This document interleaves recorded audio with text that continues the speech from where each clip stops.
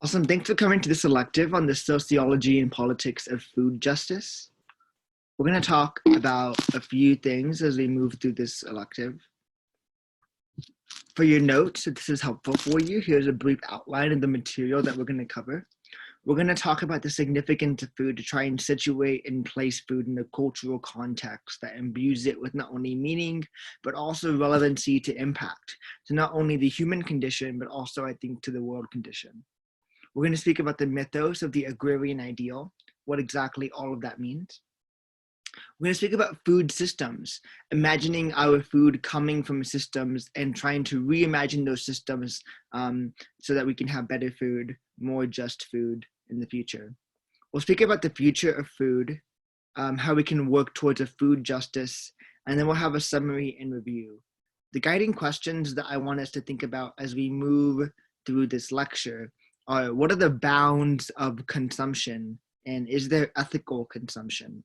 And the second guiding question I want us to think about as we move through this material is the reality of hunger and food insecurity the result of scarcity, or is it the result of mismanaged abundance? So as we move forward to talk about the significance of food, in what ways do we think food is already significant? Cassie, what do you think? It helps people stay alive. Yeah, it helps people stay alive. It's like every single person has to eat food. So in some ways, there's a primordial element that's related to the body, to corporal politics, to somatics, that food is fundamental. It's basic and in some ways carnal. What do you think, Giberson? What are some other reasons why food is significant? Why do we care about food?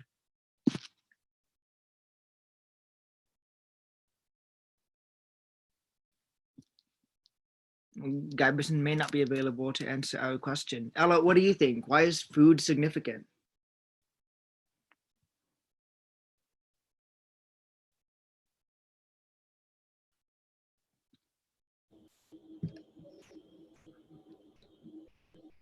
Because it's kind of like a basic human right, and like people need it as a basic living. Okay, yeah, it's a similar idea. It's living to the very something that's basic about it as a human right. I think food's also interesting because some of its significance relates to our culture. I'm sure that a lot of individuals coming from different parts of the world are comfortable saying that food signifies a strong cultural element for them and that it relates to their identity, it relates to their sense of self, it relates to their sense of being and presence in an area and in the world. And that's really exciting, I think, for a lot of people to know that food is something that you can find meaning in. In a lot of ways, I think that we see food coming out in our culture, in all of our own cultures, but we also see this commercial aspect to food culture. Individuals love restaurants. There's a love of food that's recreational as well as survival oriented. So we talked about some of these things. Food has that corporal element. This is food helping us survive. It has that cultural element. This is food as it relates to our sense of identity, our sense of being and purpose in the world whenever we have food that relates to our culture. Food also has an infrastructural element to it. This is things like grocery stores or massive factory farms, the places that quite literally are responsible for in the US where we get the vast majority of our food and where all of our food comes from. And food also has an important element to labor. And we oftentimes, I think, have far too divorced understandings of where our food is coming from and are divorced from the labor that produces the vast majority of that kind of food. So we're going to move through and talk about these different systems, and feel free to ask questions as we move along.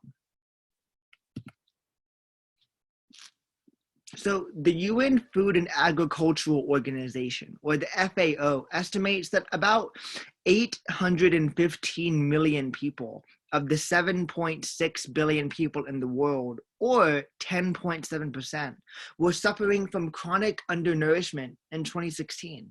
Almost all the hungry people live in lower middle income countries. There are 11 million people undernourished in developed countries. So this graph right here kind of shows that process of individuals suffering from undernourishment and from a lack of nutrition. Similarly, children are the most visible victims of undernutrition. It is estimated that undernutrition, including stunting, wasting, deficiencies of vitamin A and zinc, and fetal growth restriction, is a cause of 3 and 1 million child deaths annually, or 45% of all child deaths in 2011 worldwide. Undernutrition magnifies the effect of every other problem that children or the indigent face, including things like measles and malaria. The estimated proportions of deaths in which undernutrition is an underlying cause are roughly similar for diseases like malaria, pneumonia, and measles. Undernutrition can also be caused by diseases such as those that cause the body to reduce nutrition and reusable food, which is worsened in populations that are already malnutritioned.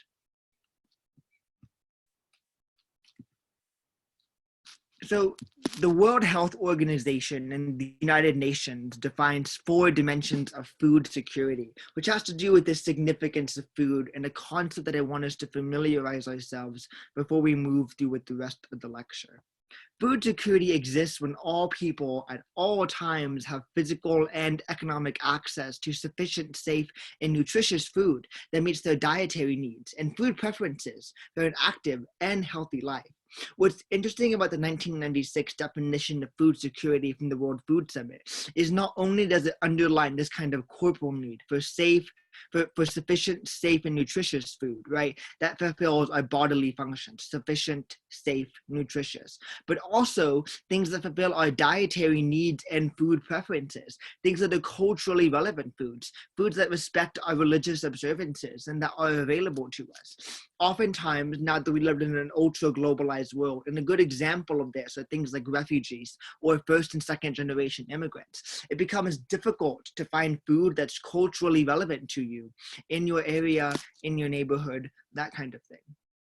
So from this definition, 4 main dimensions of food security can be identified. Physical availability of food, where food availability addresses the supply side of food security and is determined by the level of food production, stock levels, and net trade in the global economy. But also economic and physical access to food is important, where an adequate supply of food at the national or international level does not in itself guarantee household level food security, because concerns about insufficient food access have resulted in a greater policy focus on incomes, expenditure, markets, and prices in achieving food security objectives. So even if food is available by a food production system, it's unclear if your individual economic situation or the economic situation of your region or nation state allows you access to available food. But even if food is available when there's access by some system, there's a concern as far as it relates to food utilization. And utilization is commonly understood as the way that the body makes the most of various nutrients in the food. Sufficient energy and nutrient intake by individuals is the result of good care and good feeding practices, food preparation, diversity of the diet, and intra-household distribution of food. Combined with good biological utilization of food consumed, this determines the nutritional status of individuals. Many individuals who live in things like food deserts or who find themselves disproportionately the subject of targeted advertising by things like large corporations who sell fast food may not have strong food utilization security. And finally, there's food stability, or the stability of the other 3 dimensions over time. Even if your food intake is adequate today, you are still considered to be food insecure if you have inadequate access to food on a periodic basis, rising a deterioration of your nutritional status. Adverse weather conditions, political instability, or economic factors like unemployment and rising food prices may have an impact on your food security status. For food security objectives to be realized, all four dimensions must be fulfilled simultaneously to have an adequate level of food security. And food security analysts have defined two general types of food insecurity more broadly. Chronic food insecurity is long-term and persistent, whereas transitory food insecurity is short-term and temporary. Chronic food insecurity occurs when people are unable to meet their minimum food requirements over a sustained period of time, whereas transitory food insecurity focuses or occurs when there is a sudden drop in the ability to produce or access enough food to maintain a good nutritional status.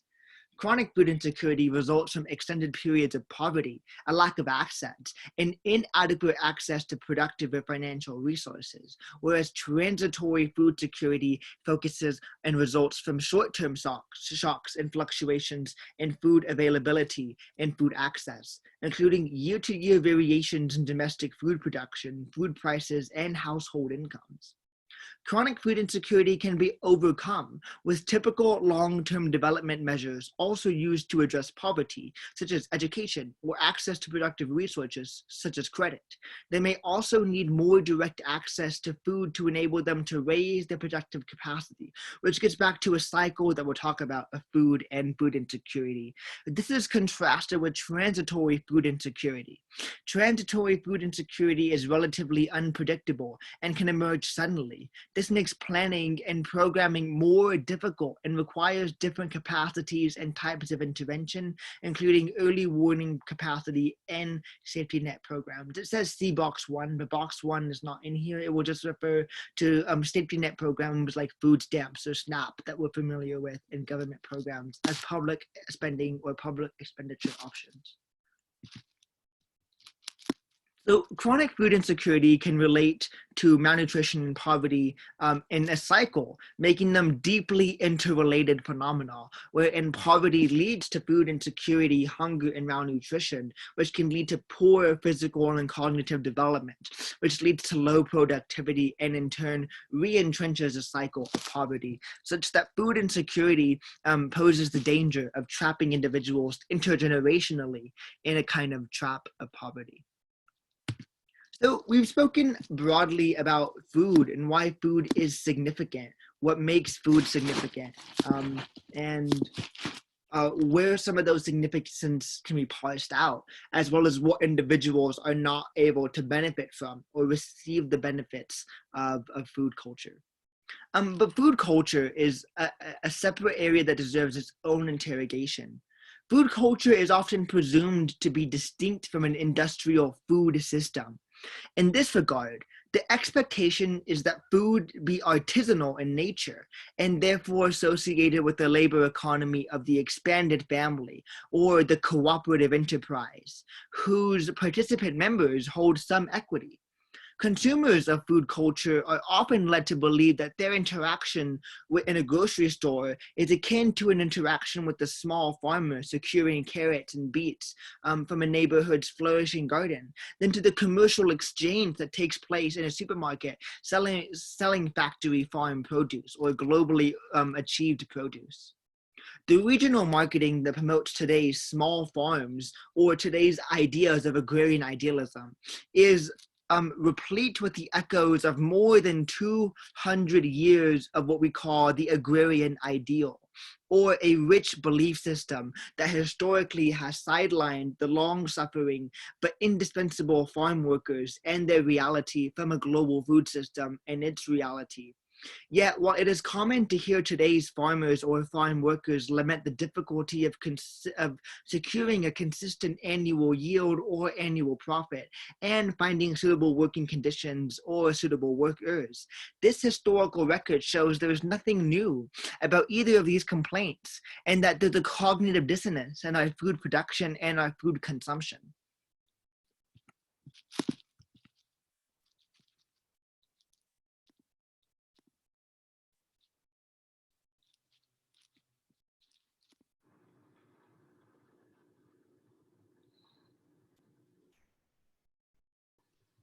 And on the 8th day, God looked down on his planned paradise and said, I need a caretaker.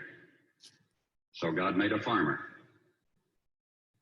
God said, I need somebody willing to get up before dawn, milk cows, work all day in the fields, milk cows again, eat supper, then go to town and stay past midnight at a meeting of the school board. So God made a farmer. God said, I need somebody willing to sit up all night with a newborn colt and watch it die, then dry his eyes and say, maybe next year. I need somebody who can shape an axe handle from a persimmon sprout, shoe a horse with a hunk of car tire, who can make harness out of hay, wire, feed sacks, and shoe scraps, who planting time and harvest season will finish his 40-hour week by Tuesday noon, and then pain in from tractor back, put in another 72 hours. So God made a farmer. God said, I need somebody strong enough to clear trees and heave bales, yet gentle enough to yean lambs and wean pigs and tend the pink-combed pullets, who will stop his mower for an hour to splint the broken leg of a meadowlark. So God made a farmer.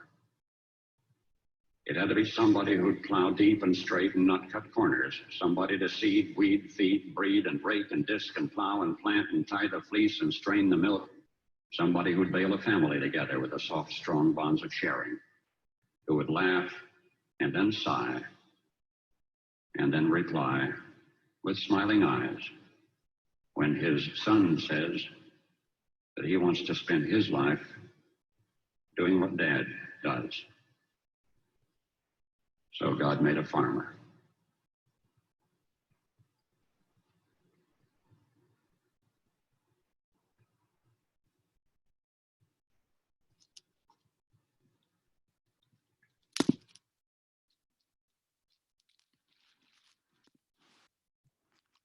So I think a number of us may have seen this commercial before from Ram trying to sell pickups. And if we haven't, not only is it, I think, just a fascinating commercial, but it's exactly what we mean by the agrarian ideal.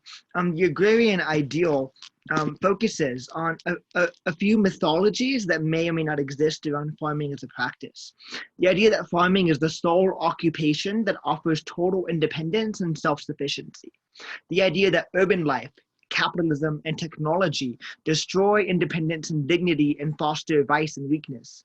The idea that the agricultural community with its fellowship of labor and cooperation is the model society. The idea that the farmer in particular has a solid, stable, and respected position in the world order. They have a sense of identity, a sense of historical and religious tradition to their land, a feeling of belonging to a concrete family, place, and region, which are psychologically and culturally beneficial. The harmony of their life checks the encroachment of a fragmented, alienated modern society, but also the mythology that cultivation of the soil has with it a positive spiritual good, and from it the cultivator acquires the virtues of honor, manliness, self-reliance, courage, moral integrity, and hospitality towards the world and towards the environment. They result from a direct contact with nature, and through nature a closer relationship to God. The agrarian, then, the myth says, is blessed in that they follow the example of God in creating order out of the land and out of chaos. But what are the actual faces of our farmers? The vast majority of farming is done in the global south by women of color. And we'll talk about these disparities in food consumption and understanding of farming.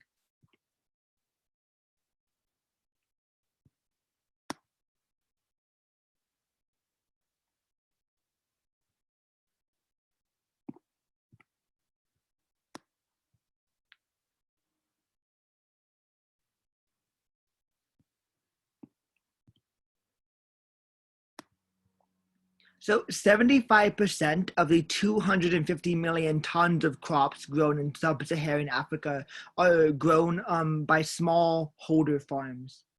75% of those farms are weeded by hand. 50 to 75% of total labor time is spent on this hand weeding. 90% of this hand weeding is done by women. 70% of farm children between the ages of 5 and 14 are forced to leave school and work in the agriculture sector at the peak period of weeding. 5% of female farmers receive only 5% of all agricultural extension services from 97 countries. Only 15% of the world's extension agents are women, and only 10% of total aid for agriculture, forestry, and fishing goes to women, even though they tend to make up 90% of global farm workers.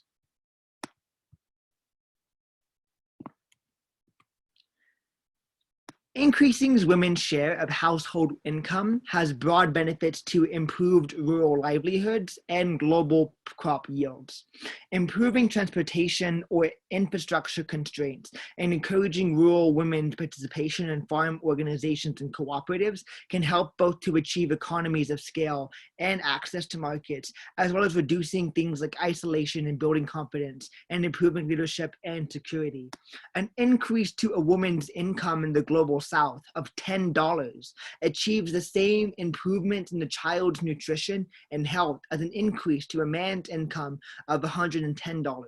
This is the case not only because women are responsible for growing the majority of the food that feeds the world, but also because in terms of direct spending, women tend to spend more of their income on helping others, especially their children.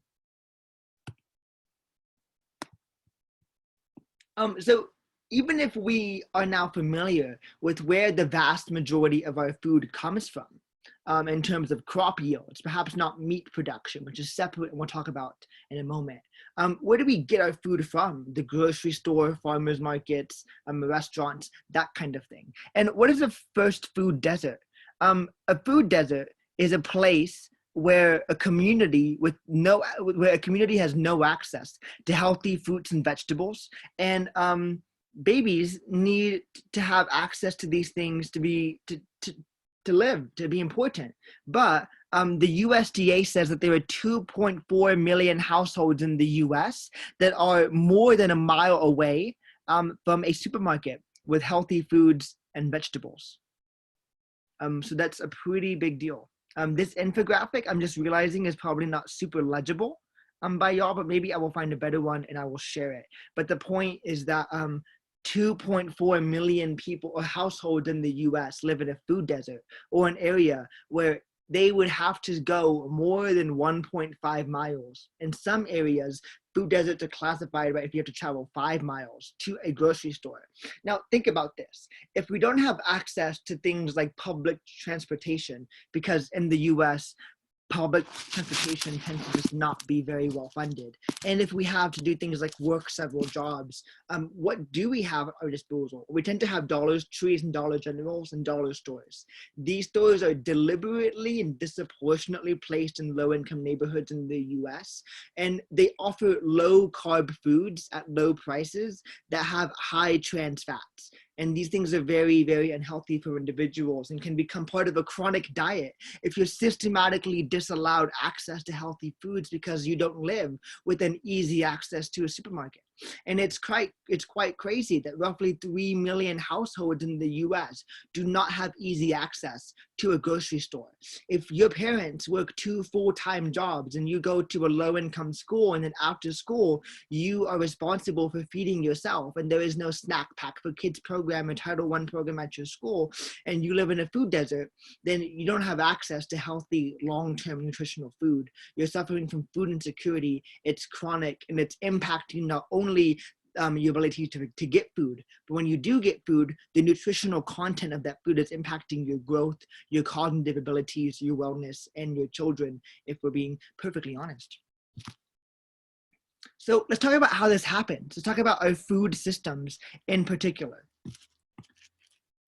So the Green Revolution, this is totally my fault. I'm supposed to have bullet points under both of these things for the Green Revolution. But starting in the 1960s, the Green Revolution was a series of technological improvements, things like pesticide like precision farming systems, as well as pesticide usage, things like GMO crops, more fertilizers, etc. The Green Revolution increased yields in Asia and Latin America using better crop varieties and more fertilizer, better irrigation systems and machines, but with major environmental costs. The world can now turn its attention to increasing yields on less productive farmlands, especially in Africa, Latin America, and Eastern Europe, where there are yield gaps between current production levels and those production levels possible with improved farming practices. But the Green Revolution, while increasing global crop yields, also destroyed quite a bit of the global ecosystem. So let's talk about food waste. An estimated 25% of the world's food calories and up to 50% of total food weight in pounds are lost or wasted before they can ever be consumed. In rich countries, most of that waste occurs in homes, restaurants, or supermarkets. In poorer countries, food is often lost between the farmer and the market due to things like unreliable storage and transportation methods. Consumers in the developed world could reduce waste by taking such simple steps as serving smaller portions, eating leftovers more often, and encouraging cafeterias, restaurants, and supermarkets to develop waste-reducing measures or food redistribution programs. Of all the options for boosting food availability, tackling waste could be the most effective option. It is literally insane that 25% of the world's caloric content, or 25% of our calories, are never eaten, and 50% of total food pounds and food content is wasted, oftentimes wasted before it ever gets to grocery stores or before it ever enters people's stomachs.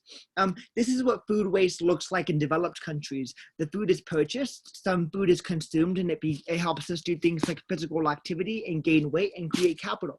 And then some food is wasted, and an equal amount of food that's produced is consumed and wasted, which is, if we think about it, literally insane that half of all globally produced food is never eaten by a single human, but instead it's wasted. It goes to waste.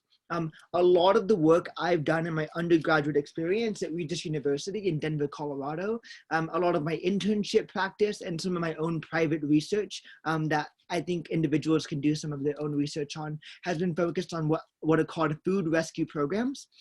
So I did an independent research project for 6 months at an organization called Denver Food Rescue. Denver Food Rescue partners with local grocery stores that want to partner with us, and we once a week pick up food waste from that store. And food waste is just waste that meets the definition of unsellable. Any food that's unsellable but still edible is food that's overly bruised, perhaps think like a tomato that has a bruise, an apple that has a bruise, a banana that has a bruise. It's food that is overstocked. They're not going to sell it in time.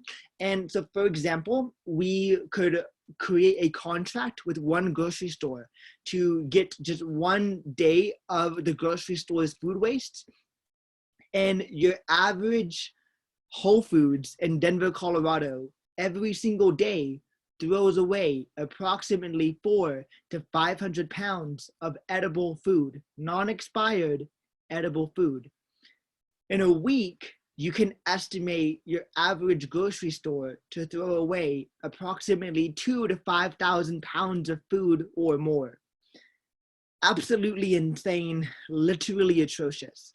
So the research that we did, I spent days and days and days and weeks just measuring and measuring pounds of food to figure out how much food was being wasted, and then to create networks and systems to redistribute that food to low-income families for free, because it would literally otherwise be thrown away.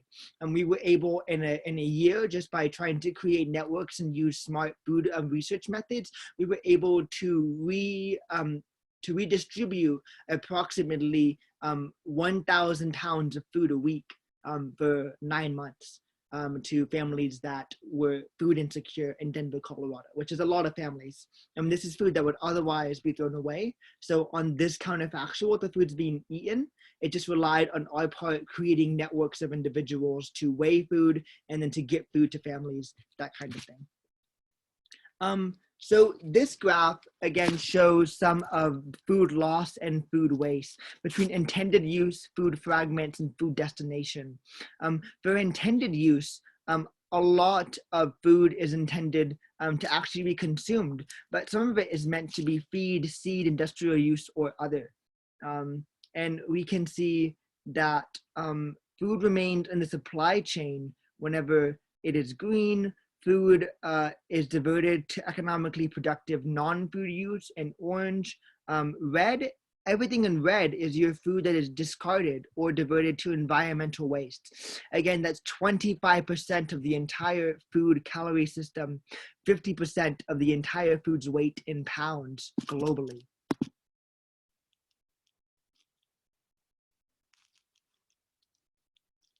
I'm sure everybody is familiar with this story. If not, you should all go to the New York Times to read it. The story is about dumped milk, smashed eggs, plowed vegetables, and food waste of the pandemic. And it just outlines some of the food being destroyed in the pandemic. So here, this picture says that millions of pounds of beans and cabbage have been destroyed at the R.C. Hatton Farms in South Florida and Georgia. These are recently malted green beans. This is Shay Myers, a third-generation onion farmer whose fields straddle the border of Oregon and Idaho. And here are those onions, a field of onions in Idaho waiting to be buried. Americans eat many more vegetables when meals are prepared for them in restaurants than when they cook for themselves. It is way more unlikely for you to eat vegetables if you eat at a restaurant than if you eat at home.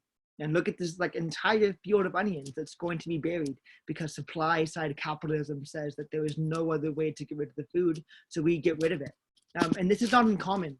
It is not uncommon at all for farmers to decide that it is more productive for them to burn or get rid of millions and millions of pounds of food. This is a map of global meat production from 1961 to 2018. I think that this map is really interesting for a few reasons because it shows which countries are eating the most meat. We see Asia is responsible for the majority of meat consumption. Oceania, the small purple sliver, is not responsible for much meat consumption. And same thing with developing nations. Developed nations tend to be way more responsible for meat consumption. So we're going to look at this graph.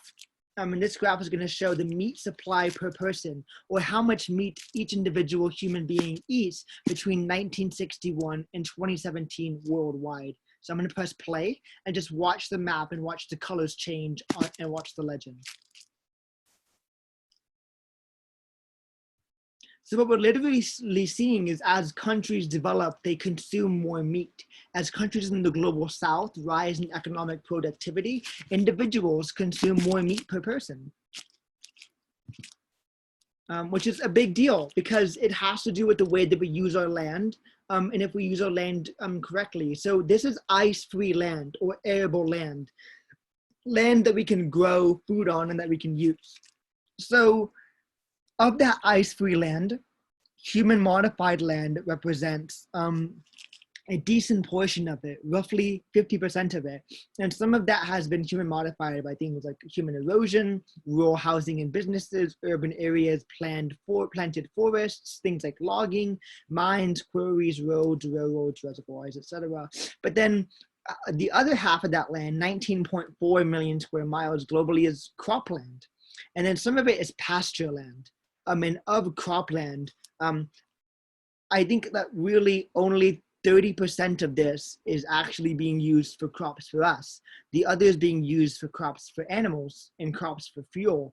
And we'll talk about what I mean. So this is crop allocation.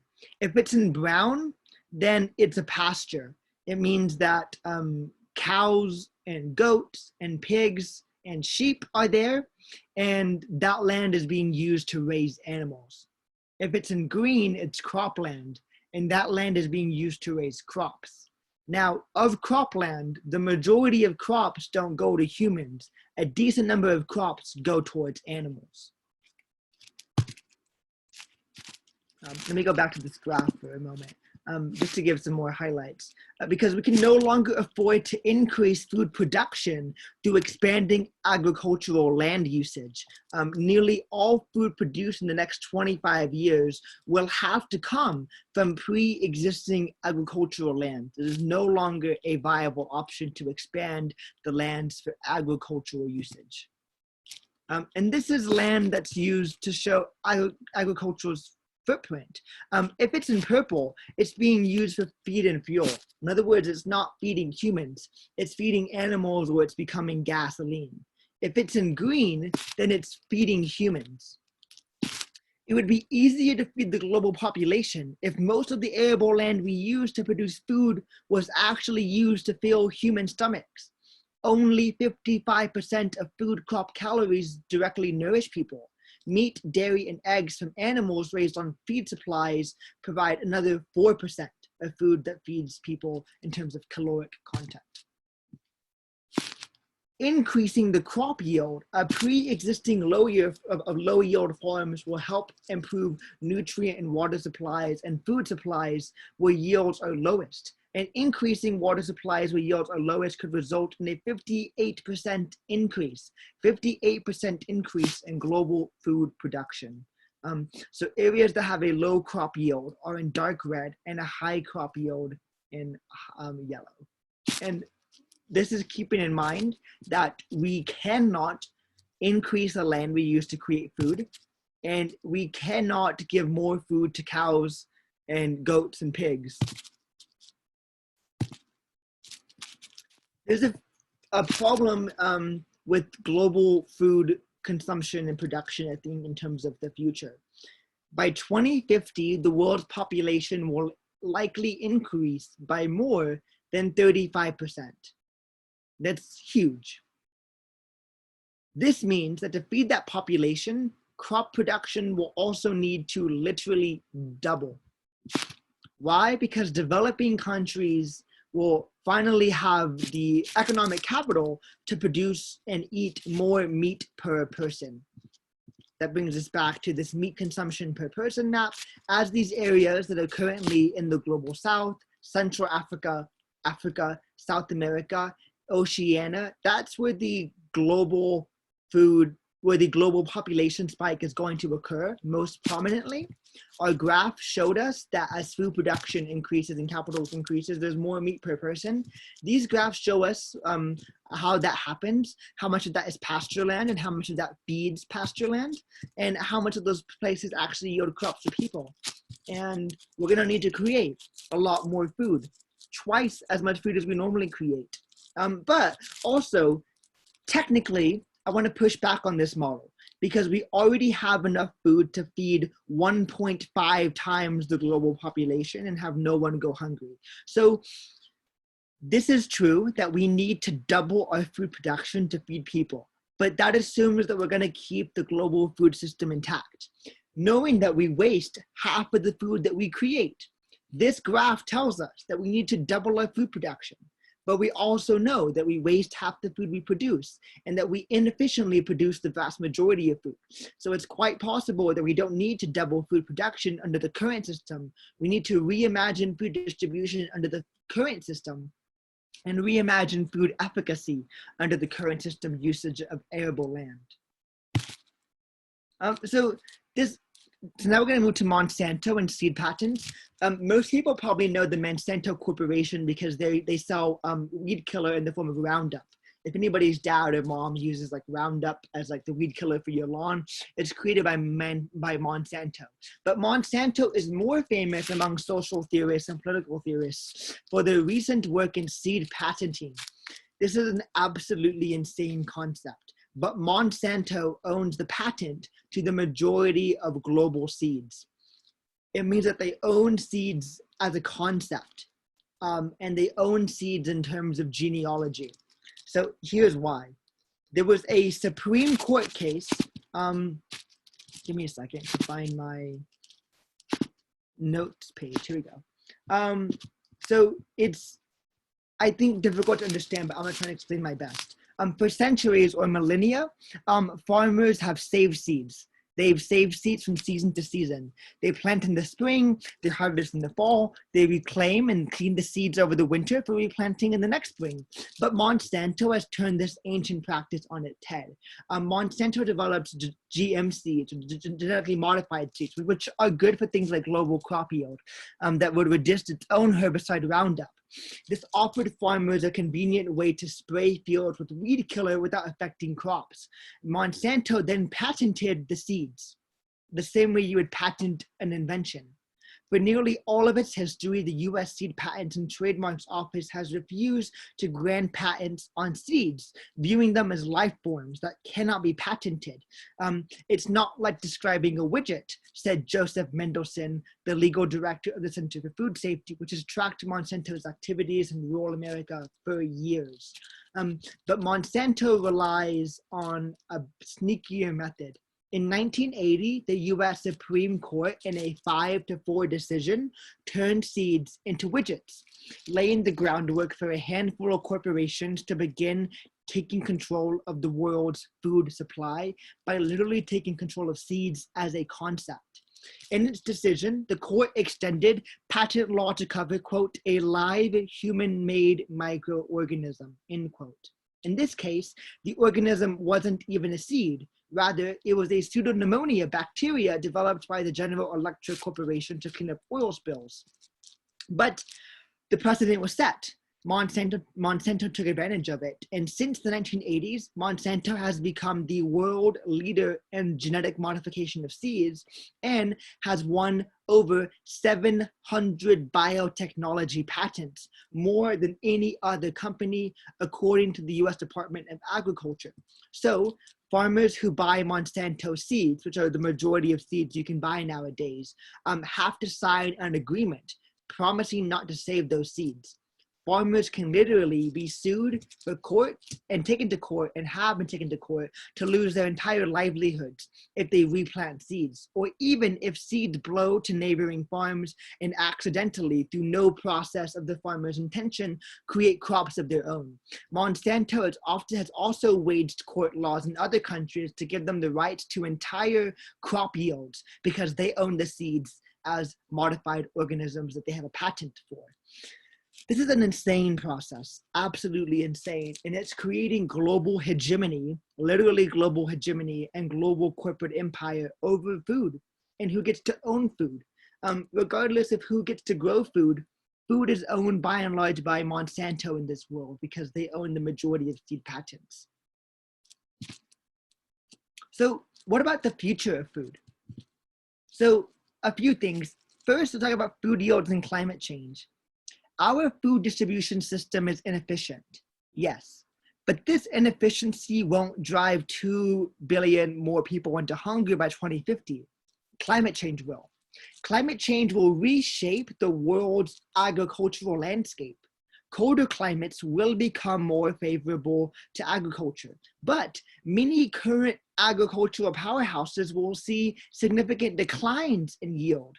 The US's Midwest region, for example, will see at least a 20% decline in corn production, which is unfathomable, but will occur by 2050.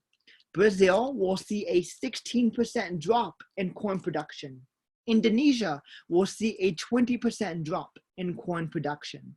And India will see things like a 30% drop in rice production.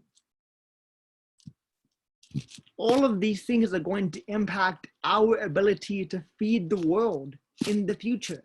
A world that's not only getting larger in terms of global population, but a world that's getting much and much hotter with rising sea temperatures, rising sea levels, and rising global temperatures, yielding by far lower crop yields than we otherwise would have had without global warming. But also climate change makes conflict more likely. As debaters, we should be familiar with these link structures. If we're not, then do some research because it's good for debate. But climate change increases conflict likelihood drastically. And conflict accounts for the majority of, I think, the world's currently hungry population. More than half of the 815 million hungry people in the US live in countries affected by conflict. ranging from non-state and state-based violence to one-sided violence. Some of the conflicts that result in internal or international displacement have occurred in Syria, Yemen, Somalia, and the Democratic Republic of Congo and Myanmar, among many other countries throughout the world. In addition, most of the 19 countries listed by the Food and Agriculture Organization as countries in complex prolonged conflicts are located in Africa. In 2016, the average prevalence of undernourishment in countries undergoing conflict was about 4 percentage points greater than the prevalence in non-conflict countries. About 75% of children in the world who are stunted live in conflict areas. And conflict in rural areas interferes with food and agricultural production, as well as food consumption. Where transportation or market infrastructure are affected, land is seized or resources are destroyed, or the violence forces displacement from homes and loses laborers and farm workers. In addition to impacting food systems, conflict can also impact the economy, driving up food prices and making it difficult to buy necessary foods. In areas of severe violence, it may be difficult to deliver humanitarian assistance to address undernutrition and food problems in these areas, making conflict a huge problem for food insecurity and food insecure people, and climate change making conflict only more likely in the future. So now we know that food is complex, heavily complex, and part of a global system and an ongoing future global problem. So how can we move towards a food justice? So thinking about food as a political and sociological problem, which oftentimes, if you survey most Americans, this is not a joke, if you survey most Americans, roughly only 30% of Americans will say that they think food has political significance, which is mind-blowing if we know that food has intensely political significance and that it is single-handedly responsible for deciding life and death for more people than anything else in the entire world. So towards the food justice, I think, is a movement that focuses on recognizing that food is first multifaceted. It has to do with racial justice, ecological defense, immigrant and refugee justice, anti-militarism, incorporating the strength of religious leaders and communities to be strong movers. It has to do with gay, lesbian, bisexual, trans, and queer justice, insofar as those individuals tend to comprise, along with people of color, more food insecure populations worldwide, but especially in the US. It has to do with environmental justice. If we not only have to produce food, but also live with the food that we produce, knowing that things like meat production and meat consumption use more water than anything else. Community building has to do with food justice, prison abolition, because individuals in prisons are part of the food equation, where in many nations they produce food, but also don't get to consume as much food. Economic justice and indigenous sovereignty, feminism, and gender justice. All these things are part of food justice because it recognizes that food justice is multifaceted and comes from multiple different areas. And oftentimes, I think that in large cities, in urban places like Denver, New York, San Francisco, LA, that the future of food justice has to look like, how do cities produce food? How do we do it? How do cities like Denver produce food without relying on the global south, without relying on massive factory farms? And it's unclear. But some systems look like community-based agriculture, or CBA, where Denver will quite literally try and produce food on rooftops, in alleys, on lots, in parks. And a lot of cities worldwide are slowly moving, especially in Tokyo, towards community-based agriculture. How can we make agriculture more possible in the city? Which is going to become a huge question as cities become the future of the world's busting population. So part of that has to do with permaculture, a combination of care for the earth, care for the people, and returning surplus, and creating what we call community-based agriculture, or places where food can be farmed and where food can be grown and found in things like local parks. to create community-based food systems that connect policymakers, government agencies, technical service providers, educators, trade associations, advocates, and support systems to create food systems that are found in communities as opposed to global systems. But even if we keep a global system, it's a question of how to maintain and protect that system overall. So what are the bounds of ethical consumption? Now that we know that our food is incredibly complex and comes from a very complex system of organization, and I promise you that I could teach a class for weeks about food, and it would get more and more and more and more complex. And we could ask ourselves, can we go back and find justly consumed meals? The answer is probably no. The vast majority of us, myself included, do not consume food that's justly produced. But we have to consume food to live.